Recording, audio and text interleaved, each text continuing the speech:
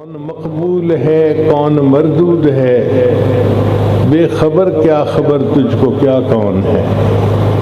جب تو لیں گے عمل سب کے میزان پر، تب کھلے گا کہ کھوٹا کھرا کون ہے۔ یہ حدیث پاک میں نبی اسلام نے ارشاد فرمایا کہ میری امت کے 70,000 بندے ایسے ہوں گے جو قیامت کے دن بلا حساب جنت میں داخل کر دیے جائیں گے۔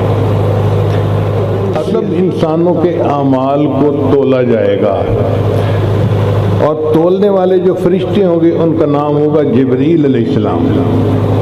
اس کی وجہ کیا ہے کہ جبریل علیہ السلام وہ فرشتے تھے جو شریعت کا میزان اللہ کی طرف سے نبی علیہ السلام کی طرف لے کر آئے۔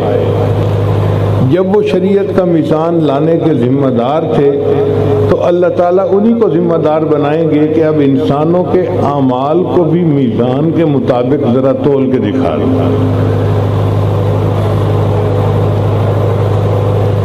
چنانچہ اسلام کے ابتدا میں ایک گروہ گزرا ہے جو عقل پرست لوگوں کا تھا، ان کو معتزلہ کہا گیا۔ معتزلہ کا لفظ اعتزال سے ہے، یعنی مین سٹریم سے ہٹ جانے والے۔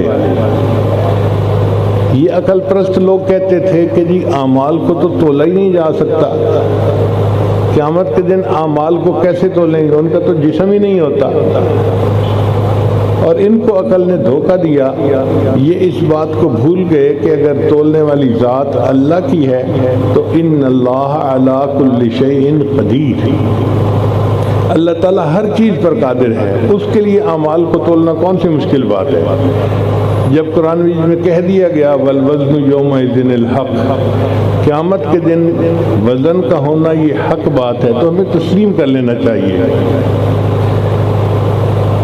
چنانچہ علماء اہل سنت نے جواب یہ دیا کہ قیامت کے دن نیک اعمال کو صورت حسنہ میں پیش کیا جائے گا اور گناہوں کو صورت قبیحہ میں پیش کیا جائے گا، پھر نیکیوں کو ایک پلڑے میں اور گناہوں کو دوسرے پلڑے میں رکھ کر ان کا وزن کیا جائے گا، اور پھر انسان کی قسمت کا فیصلہ ہوگا کہ یہ جنت میں جانے کے قابل ہے یا جہنم میں جانے کے قابل ہے۔ کون مقبول ہے کون مردود ہے، بے خبر کیا خبر تجھ کو کیا کون ہے۔ جب تو لیں گے عمل سب کے میزان پر، تب کھلے گا کہ کھوٹا کھرا کون ہے۔ یہ کھوٹے کھرے کا فیصلہ قیامت کے دن ہوگا۔ اس لیے قیامت کے دن کو یوم التغابن کہا گیا۔ تغابن کہتے ہیں فیصلے کا دن۔ وہ قیامت کے دن فیصلے کا دن ہوگا۔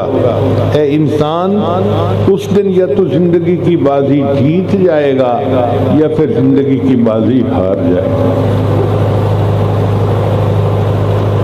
ہمارے علماء نے لکھا ہے کہ قیامت کے دن وزن اعمال کے اعتبار سے لوگوں کے 3 گروہ ہوں گے۔ ایک گروہ ہوگا مسلمانوں کا جو بڑے اولیاء مقربین ہوں گے، ان کو اللہ تعالیٰ بلا حساب جنت عطا فرمائیں گے، ان کے حساب کی ضرورت ہی پیش نہیں آئے گی۔ چنانچہ حدیث پاک میں نبی اسلام نے ارشاد فرمایا کہ میری امت کے 70,000 بندے ایسے ہوں گے جو قیامت کے دن بلا حساب جنت میں داخل کر دیے جائیں گے۔ اب یہ حدیث مبارکہ پڑھ کے خوشی بھی ہوتی ہے اور ڈر بھی لگتا ہے۔ خوشی اس بات کی کہ کچھ لوگ ہوں گے جو بلا حساب جنت جائیں گے، اور ڈر اس بات پہ لگتا ہے کہ کھرب ہا کھرب لوگوں میں سے صرف 70,000 ہوں گے جو بلا حساب جائیں گے۔ مگر نبی علیہ السلام نے خوشخبری میں اضافہ کر دیا، فرمایا کہ وہ اتنے بڑے اولیاء ہوں گے کہ ان میں سے ہر ایک کے ساتھ 70,000 اور بھی بلا حساب جنت جائیں گے۔ ایک گروہ تو ہوگا اولیاء کاملین کا جو بلا حساب جنت جائیں گے، اور ایک گروہ ہوگا کفار کا جن کے اوپر کفر کا گناہ ہوگا، حقوق العباد کا گناہ نہیں ہوگا، وہ بلا حساب جہنم جائیں گے، ان کے وزن کرنے کی ضرورت ہی کیا ہے؟ فلا نقیم لہم یوم القیامت وزنا، اللہ فرماتے ہیں ان کا وزن ہی نہیں کریں گے، یہ تو جہنمی ہے، جاؤ سیدھا جہنم میں۔ اس کے علاوہ جو تیسرا گروہ ہوگا نا، مسلمان یا کافر، ان کے پھر اعمال کا وزن کیا جائے گا۔ اب یہاں پر ایک سوال پیدا ہوتا ہے کہ وزن اعمال کا ہوگا یا وزن نامہ اعمال کا ہوگا یا وزن بندے کا کیا جائے گا؟ کیونکہ حدیث پاک سے تینوں کا اشارہ ملتا ہے۔ چنانچہ ایک حدیث مبارکہ میں ہے کہ ایک بندے کے نیکیوں کو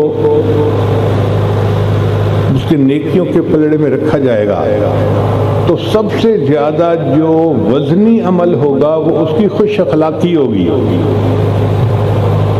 تو خوش اخلاقی کا وزن سب سے زیادہ ہوگا، بھاری ہوگا۔ اب اس حدیث سے پتہ چلتا ہے کہ اعمال کو تولا جائے گا، اور دوسری حدیث سے پتہ چلتا ہے کہ نامہ اعمال کو تولا جائے گا۔ چنانچہ ایک بندے کے 99 دفتر گناہوں کے ہوں۔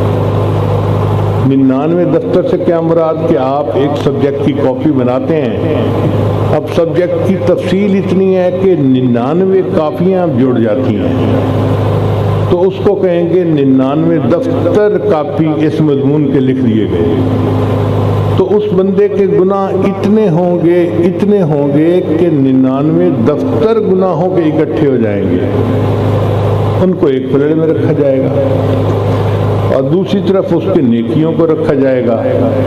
نیکیاں تھوڑی ہوں گی، گناہ بھاری ہوں گے۔ پھر ایک فرشتہ کہے گا کہ بھئی دیکھو اس کا کوئی عمل باقی تو نہیں رہ گیا، تو دوسرا فرشتہ کاغذ کی ایک چھوٹی سی پرچی، جس کو بطاقہ کہتے ہیں نا عربی میں، پرچی، وہ لے آئے گا اور اس کے نیکیوں کے پلڑے میں ڈال دے گا۔ وہ پرچی اتنی بھاری ہوگی کہ نیکیوں کے پلڑے کو جھکا دے گی اور گناہ کا پلڑا ہلکا ہو جائے گا۔ وہ بندہ بڑا حیران ہوگا کہ یہ کون سا میرا عمل ہے جو اتنا بھاری نکلا۔ تو علماء نے لکھا ہے کہ اس کے اوپر اس بندے کا کلمہ لکھا ہوا ہوگا، اور کلمے میں چونکہ اللہ کا نام آتا ہے اور اللہ کے نام سے بھاری کوئی چیز نہیں ہو سکتی، اس لیے نیکیوں کا پلڑا کلمہ جھکا دے گا اور وہ بندہ جنت کے قابل بن جائے گا۔ اور تیسری حدیث سے پتہ چلتا ہے کہ بندوں کا بھی وزن ہو سکتا ہے۔ ایک صحابی تھے جو بڑے مفتی قسم کے صحابی تھے، ان کا نام تھا عبداللہ ابن مسعود رضی اللہ تعالیٰ عنہ۔ بہت دبلے پتلے تھے، جیسے ہم کہتے ہیں نا جی کانگڑ سا بندہ، ہڈیوں کا ڈھانچہ، وہ بھی اسی طرح بہت دبلے پتلے تھے، تہبند باندھتے تھے۔ چنانچہ جب چلتے تھے تو ان کی پنڈلیوں سے تہبند اوپر ہوتا تھا اور پتلی پتلی جیسے بچے کی پنڈلیاں ہوتی ہیں وہ نظر آتی تھی، تو باقی صحابہ دیکھ کے مسکراتے تھے۔ دوستوں میں ہوتی ہے نا باتیں، ایک دوسرے کو دیکھ کے کئی مرتبہ خوش طبعی کرتے ہیں، تو ایک مرتبہ صحابہ کرام ان کی پنڈلیوں کو دیکھ کے مسکرائے، تو نبی اسلام نے فرمایا کہ عبداللہ مسعود کی پنڈلیاں قیامت کے دن میزان میں احد پہاڑ سے بھی زیادہ بھاری ہوں گی۔ تو اس سے پتہ چلتا ہے کہ بندے کو بھی تولا جا سکتا ہے۔ اب تینوں اقوال میں تطبیق کیا ہے؟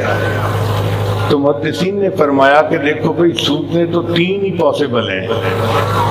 اللہ تعالیٰ قیامت کے دن کے منصف بھی ہیں اور قیامت کے دن کے مالک بھی ہیں۔ جو منصف ہوتے ہیں نا فقط، وہ قانون کے آگے کچھ کر نہیں سکتا۔ جج خود کہتا ہے جی میں چاہتا ہوں کہ میں ملزم کی مدد کروں، مگر قانون کے آگے میں بے بس ہوں، میں کچھ کر نہیں سکتا۔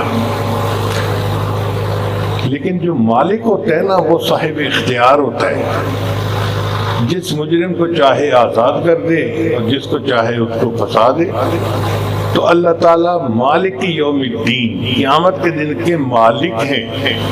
جب مالک ہیں تو اللہ کے پاس اختیار ہے۔